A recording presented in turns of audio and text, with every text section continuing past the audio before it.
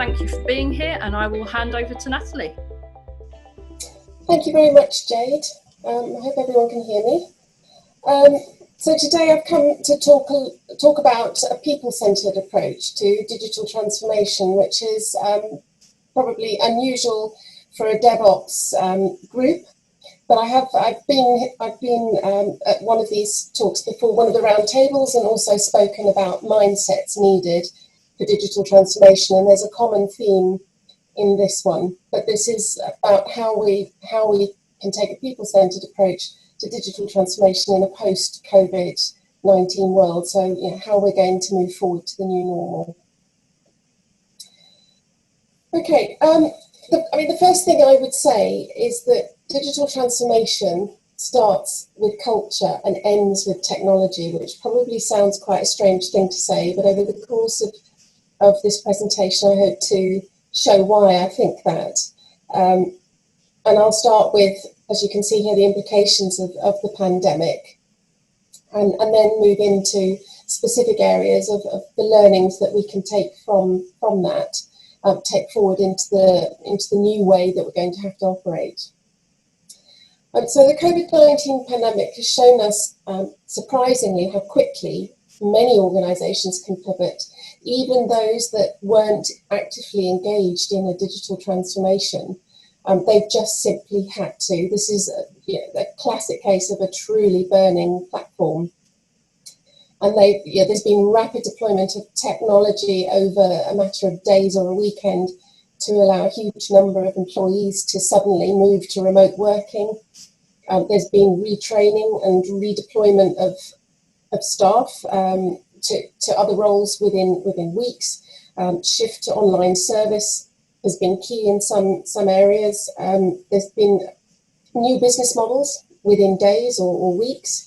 For example, home deliveries, when this wasn't something that an organisation would have done before. You see it doing curbside deliveries or going on to more online services or online shopping, where perhaps an organisation hadn't focused on that. There's also been changes to behaviours and processes very quickly. For example, you might have had a culture where people didn't really put their videos on much, and they may have collaborated face-to-face, and they've had to change to adapt to collaborating via Zoom, and it's amazing how quickly people have become comfortable with that. Innovation has thrived, even where it wasn't part of the DNA of an organisation. They've had to think of new products that they can actually shift in with all the COVID restrictions. They've also had to change and innovate within their operations and their business models, as I mentioned above. And leaders have played a critical role in all of this. The leaders that have been empathetic, have acted quickly, have been honest and transparent, have done a lot better at leading their organisations through this crisis. And where organisations and leaders have embraced these challenges, they've thrived. We've been surprised at how quickly a lot of these companies can. So it shows that with a focus and when you get your people on side, you can actually do things very quickly. Digital transformation doesn't have to be a long drawn out affair. Okay, so learnings that we can use and we can adopt. Enterprise change capability is going to become incredibly important, and this is around getting your business ready for change, right across from leaders to the frontline staff. And I'll go through that in the next slide. Agility and innovation are also going to be absolutely key. There are lots of learnings we can take from the way organisations have moved. Mindsets and culture. Leadership, as I mentioned, at all levels. So from the way managers have managed keeping staff engaged and helping leadership assess how people are feeling, both about operating remotely and also returning to the office. Collaboration, there are lots of learnings for collaboration, and for learning there's virtual learning, and that's we can take some of the learnings from that as to how we can adapt. Okay, first one is enterprise change capability. So this is when change becomes part of an organisation's DNA, and in a world which we call VUCA world, is an expression that's used a lot. Volatility, uncertainty, complexity, and ambiguity, which is really truly applicable to the world that we're living in right at the moment. And this change capability is absolutely essential, because constant change is ever present now. It was before COVID, and now we're going to have to learn to adapt to whatever this may throw at us. You know, we hear conflicting statements. It's going to be over by Christmas. No, it might take decades. We're going to have to learn to adapt as we're hit by waves of this virus. So we will have to have this kind of capability and flexibility within our organisation. Enterprise change capability also means that everybody understands their role in change. Leaders have a specific role in terms of leading from the front, communicating the vision, and making sure that they get the stakeholders that need to be involved in any of the change behind them. They lead from the front. Managers support their people going through the changes. So if we do have to keep moving to stricter remote working and then back to the office and keep going back and forth, you'll need your managers to help with that. And employees as well, they need to be equipped to deal with the change. It's also important to keep things simple, to be flexible and focus on moving and adapting quickly. And if you have change capability across the business where people understand their roles and they can adapt quickly, they're agile and innovative and they're used to experimenting and they have the right mindset, then you're going to be in a much better position.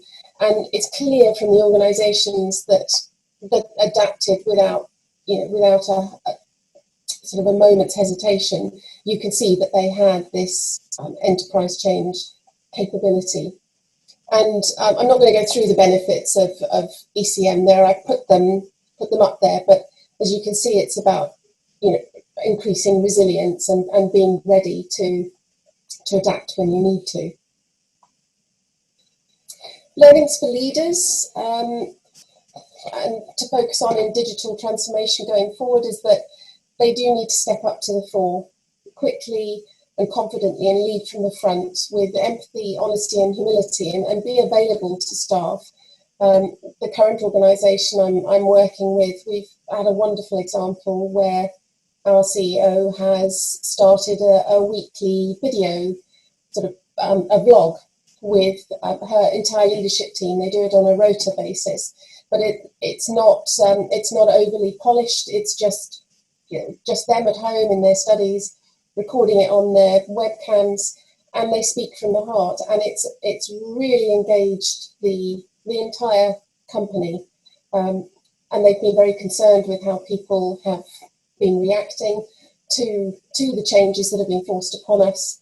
And it's amazing what the company has done in terms of productivity. It's hardly dropped. In fact, we've had a couple of our best months. And everyone, even though people are getting tired now, especially those homeschooling, they are continuing to keep going. They're continuing to be engaged. So it really is so important for leaders to step up. They need to be visionaries, not commanders. And I've used the example of the army before in my previous talk.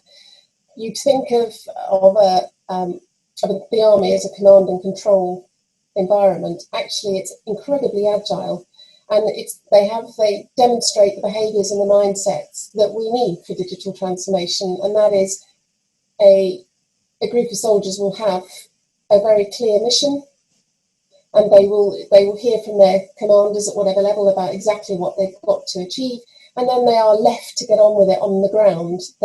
And the plan will never go, right down to the last detail. It will never go as they expected. They will always have to adapt on the ground, but they are empowered and trusted to do that. And leaders now have to become more like this: set the vision, set the purpose, be absolutely clear, and then let your people get on with it. It's also very important to build trust and psychological safety across organisations. I think that has been shown by the last few months, and you do need this with digital transformation, because people have got to feel they've got to trust the teams they're collaborating with. They need to feel safe enough to say, when they've made mistakes, when you've experimented. It's part of this mindset of being innovative and experimenting, trying things, and failure being okay.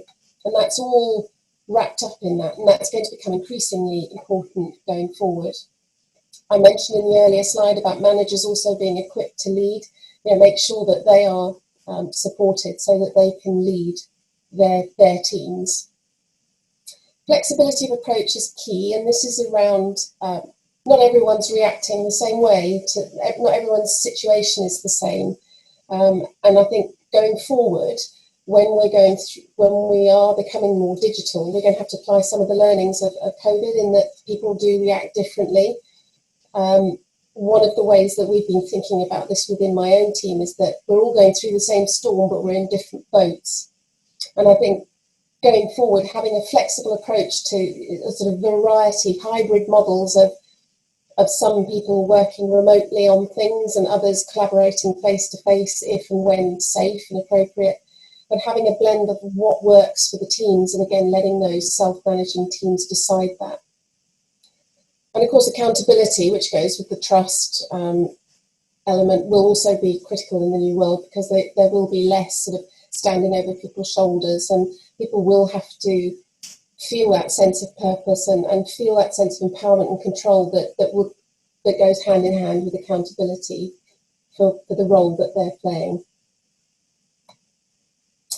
Mindsets and culture. Again, this will be very reminiscent of the last presentation I gave. There are definite mindsets that are required for truly digital transformation, and this is one of the things that was in my mind when I thought of that first statement about culture's almost more important than the technology, and mindsets are than tech for digital transformation. You've got to have a growth mindset. Agility and innovation, I've mentioned that a couple of times already. That's so important. You've got to have a culture of experimentation, of learning and iterating, and a failure being acceptable, and in fact even being welcomed, because it means you've learned something. Also continuous learning and continuous improvement, and that's what innovation is really. It's not invention, that's different. It's not really something new. You're working on and improving with innovation. You must have empowered self-managing teams. That has to be part of your culture and your mindset, that teams can just get on with the brief that they have. As I mentioned a bit earlier, it's also very important that there's a clear purpose and a clear vision that has to be driven from the leadership level, and then those teams can operate as empowered and self-managing teams. And also just reiterating trust, psychological safety, and you need that change capability. People need to have that resilience and that confidence to face change and understand what their role is in it.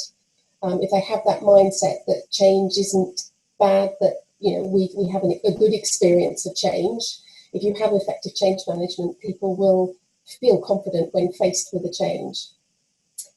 And then I just wanted to shout out to one of my favourite books, Who Moved My Cheese? I don't know how many of you are familiar with this, but there are four main characters, two little mice and two sort of human-like creatures that react very differently when an unforeseen change is forced upon them and their cheese supplies dry up. And they all react in very different ways.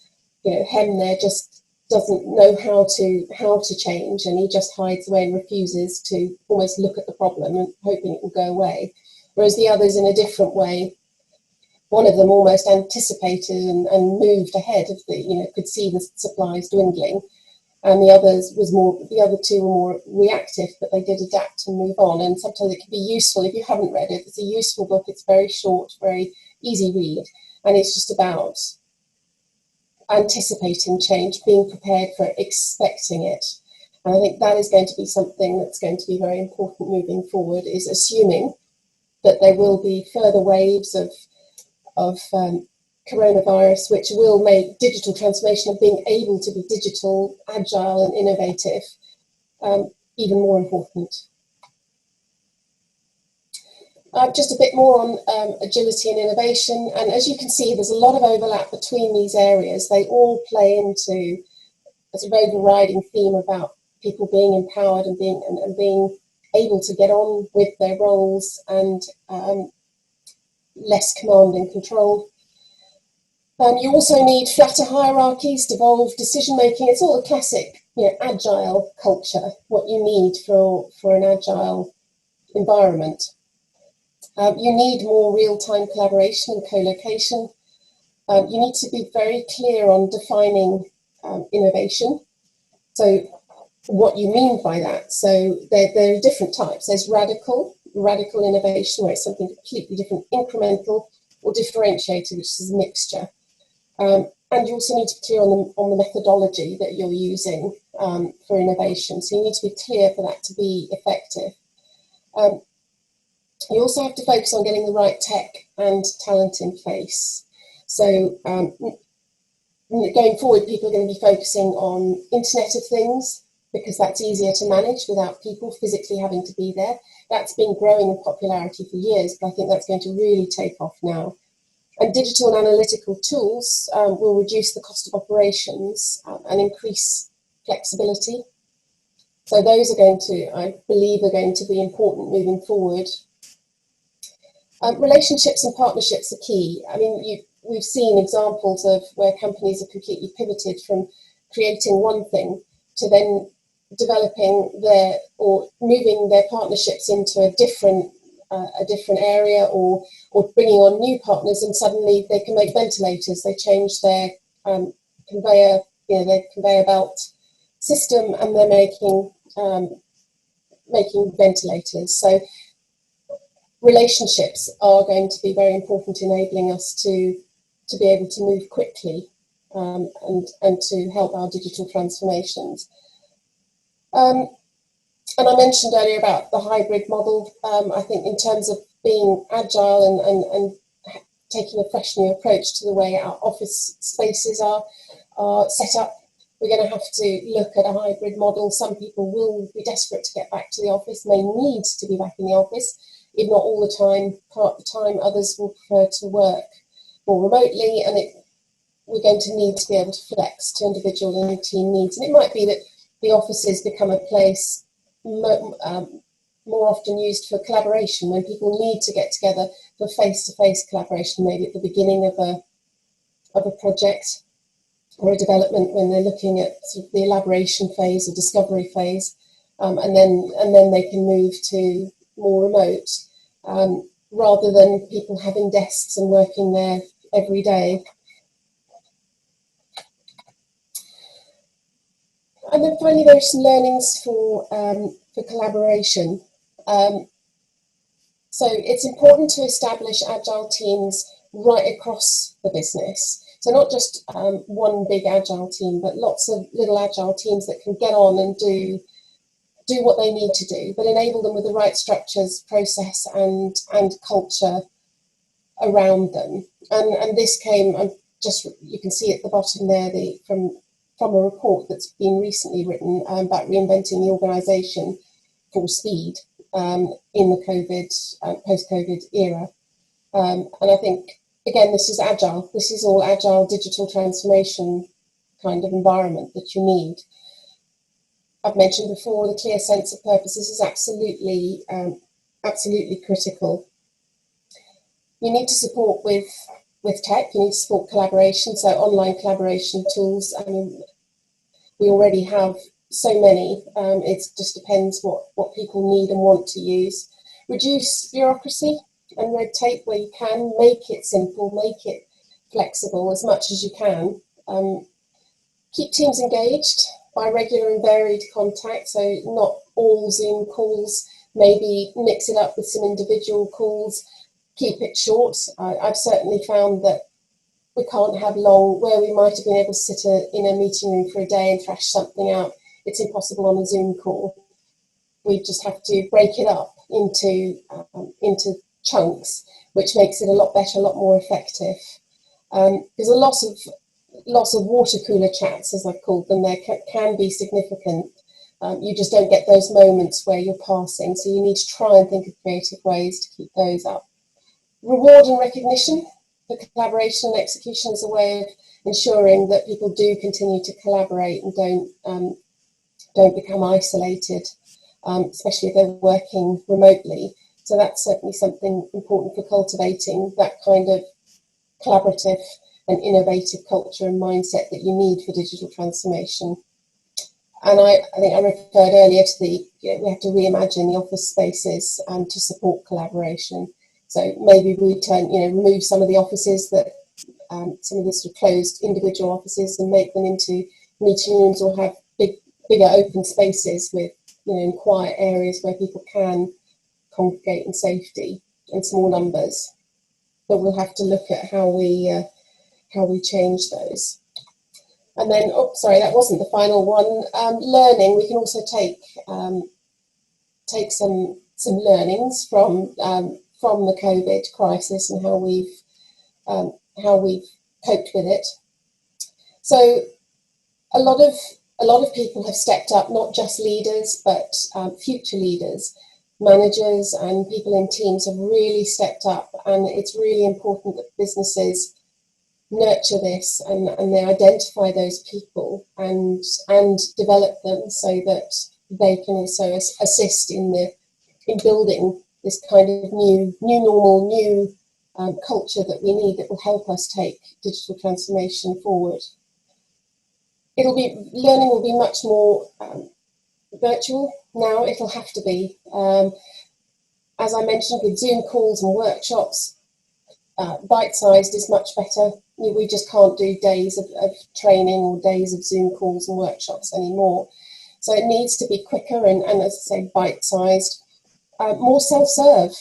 And simulations are a better way of learning if you've got to do it remotely and on the computer. Continuous learning and adapting needs to become a way of life, as I've touched on previously, and faster problem-solving abilities are also going to be important, as well as critical thinking skills. So all of these now are going to have to become part of just the basic training as we move forward.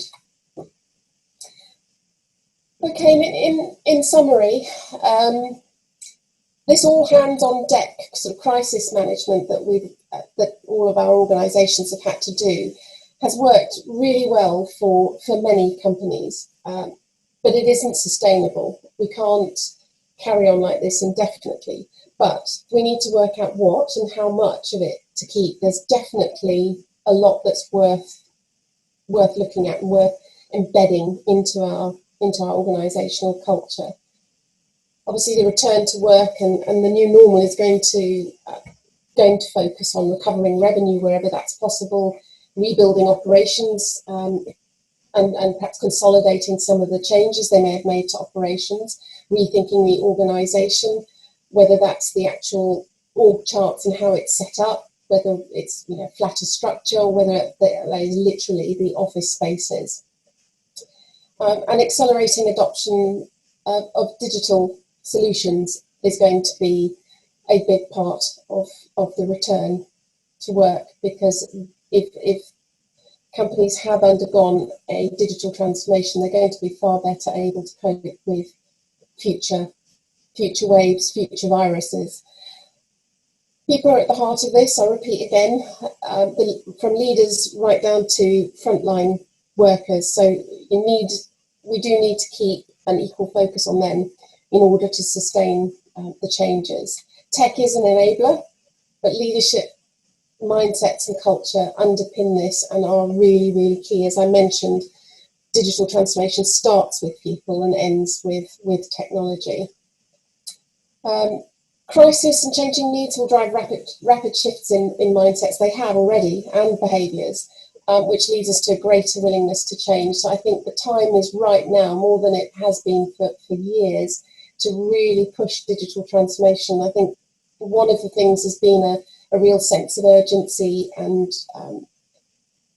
a real sort of burning platform for a lot of companies. Whereas I think this even when we have moved through this crisis, this is going to be a key time for those of us involved in either delivering the tech or managing people through change like I do.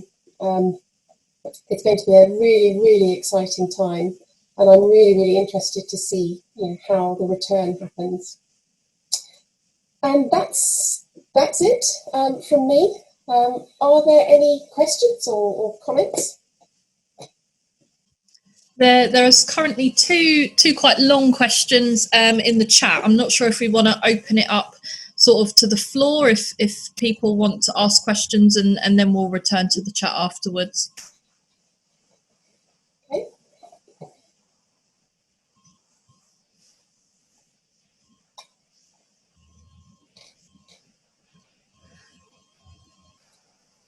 Do you want me to ask my question? Was that?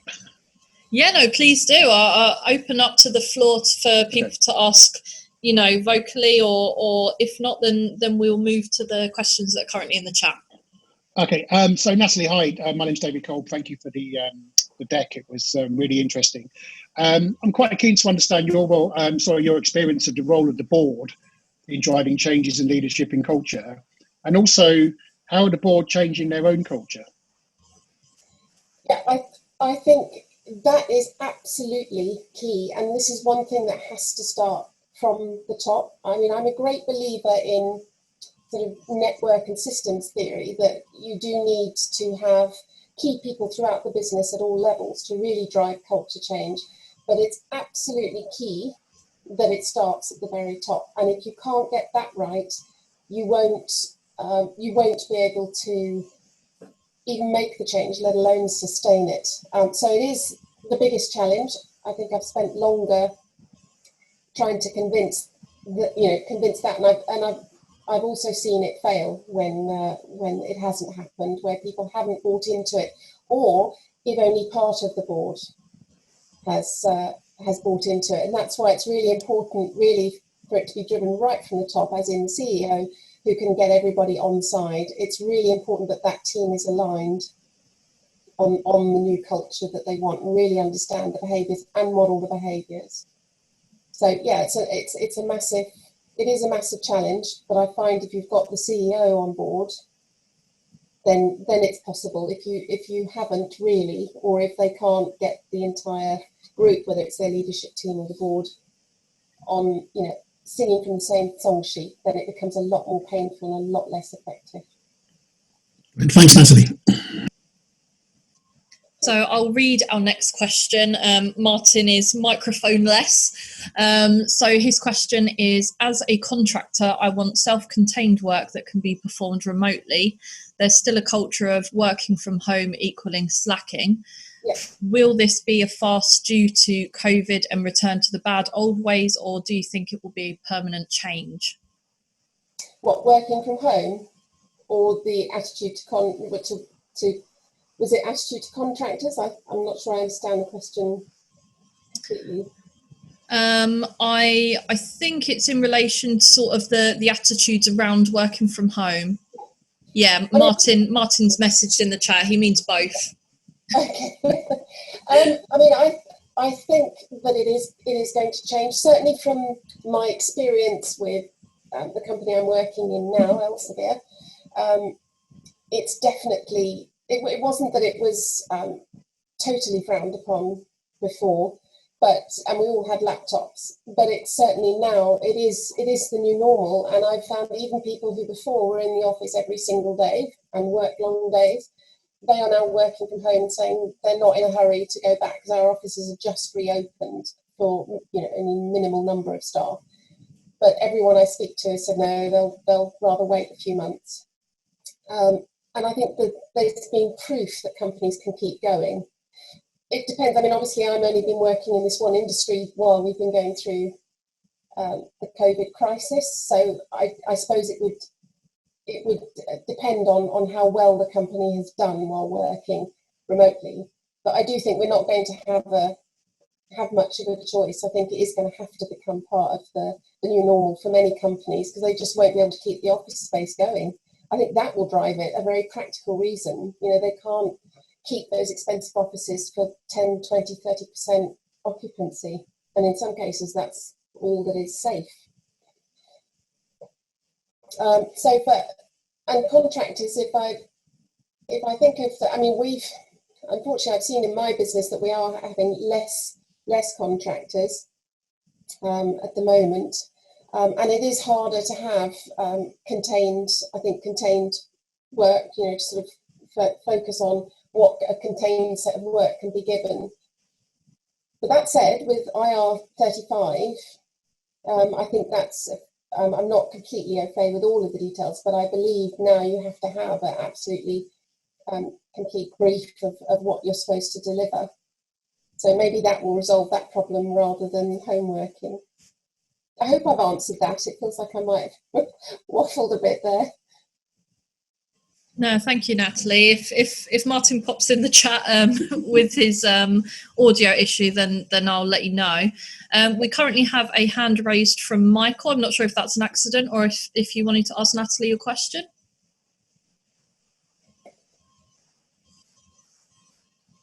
It's an accident. We will pass. So we apologise. It was actually the other Michael. Oh, right. You're in the green, Michael. It's we have two. I tried. We still have radio silence, so we'll go to Margaret's question in the chat about accessibility. So Margaret asks, I've heard from a lot of visually impaired and hearing impaired people that the push to online has rather left them in the dust. Do you have recommendations for highly accessible platforms? I don't, I'm afraid. I have to be honest. I know that, for example, Elsevier, I know is, they have a whole team that looks into whether it looks into tech that is suitable for people who are hard of hearing, for conference calls, that's going to be difficult, and those who have problems with sight. So I don't personally know which ones they are, I'm afraid. But I know that certainly Elsevier, I'm sure other companies are, and that is something that's going to have to be considered because people can't, they're not close to people. It's very difficult to see, especially when you've got 9 faces on the screen. So I know that this is going to be something that is going to have to become part of the normal way we operate. Yeah, thank you. I figured I would ask because it's definitely coming up a lot that people are suddenly completely excluded from their workplace. Yes, and it's really important. So thank you for bringing that up. I think there will be a big push. There is a big push all over about inclusion and diversity, and we do have to consider making sure that we're not accidentally excluding people by just picking what might be the cheapest or the most effective platform for most, but not for everyone. So it's really important to call things like that out. So thank you. Most compelling story to drive unwilling leadership towards change mindsets?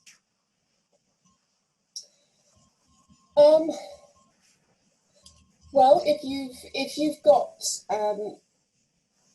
got empowered teams that can get on with what they need to do and can make decisions, the right decisions. So devolved decision making is important, but big strategic decisions would still be made by leadership.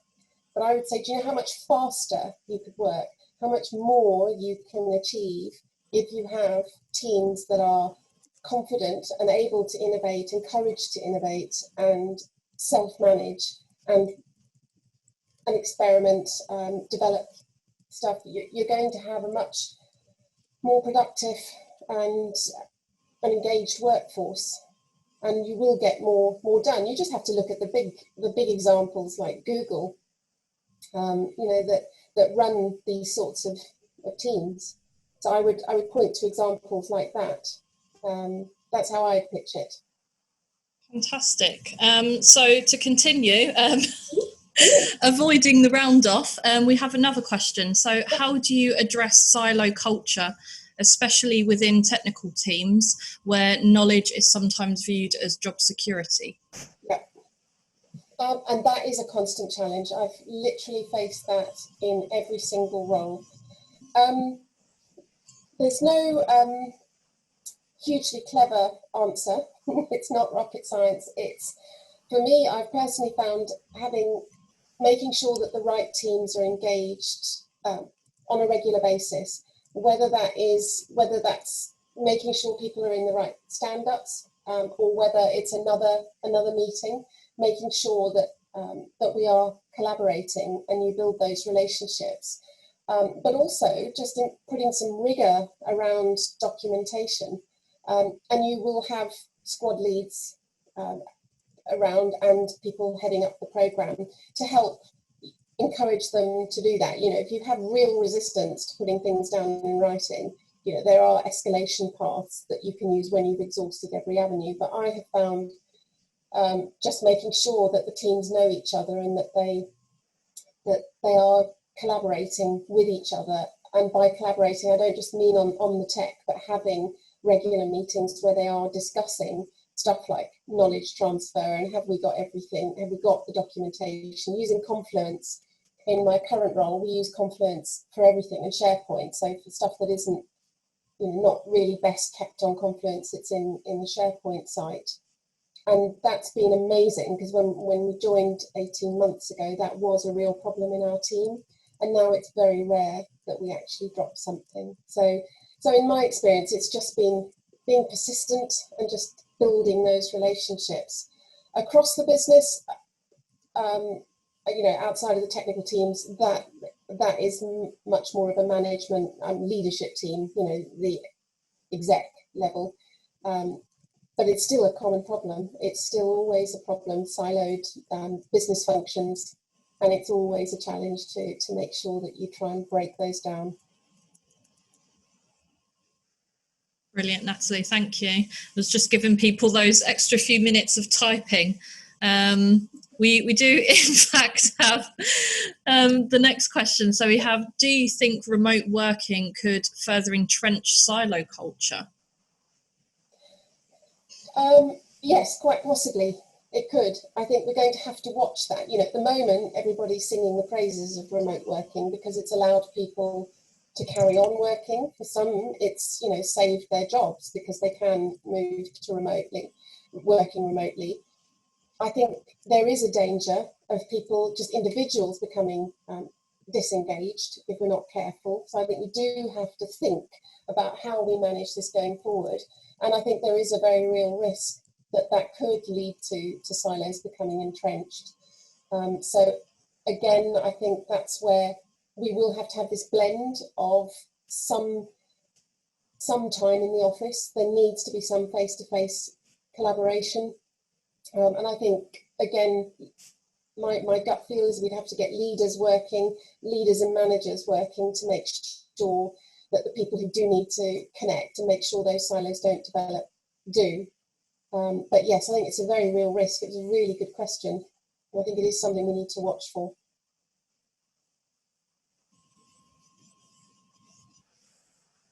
Brilliant. Questions? I believe that was the last one. There's been no rapid typing. I think sorry for jumping the gun on you, Rob, but I think we're able to sort of round off there.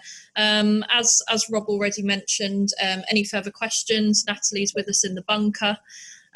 So any questions you think of, like I said, the slides and the recording will be shared in a few days. Brilliant. Thank you very much, Jade. And obviously, thank you very much, Natalie, for speaking tonight. Hopefully, everyone's got the means of keeping in contact with us, and you've got the email address there if anyone wants to email us. But thank you very much, everybody, and have a great evening. Thank you.